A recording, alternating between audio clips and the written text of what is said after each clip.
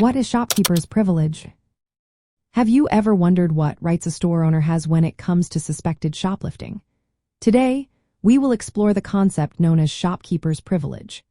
This legal principle allows store owners or their agents to detain a customer if they have probable cause to believe that the person is attempting to or has committed theft.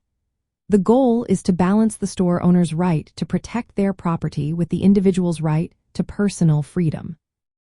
To invoke shopkeeper's privilege, the store owner must have reasonable grounds for suspicion.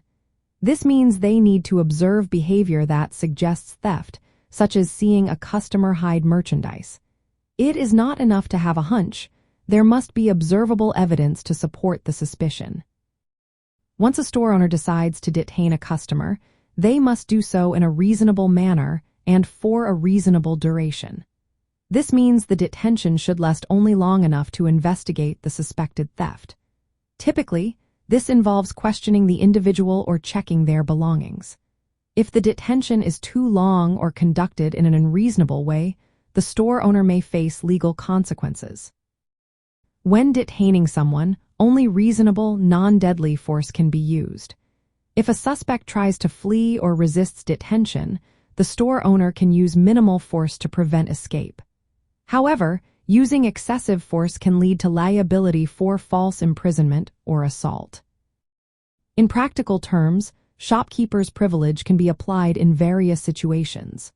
For example, if a store manager sees a customer placing items in their bag without paying, they may detain that customer for questioning. However, if the manager uses excessive force or detains the customer for an extended period, they risk losing the protection of the law.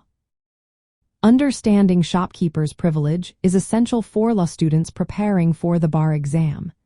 It highlights the legal boundaries between a store owner's right to protect their property and a customer's right to personal liberty.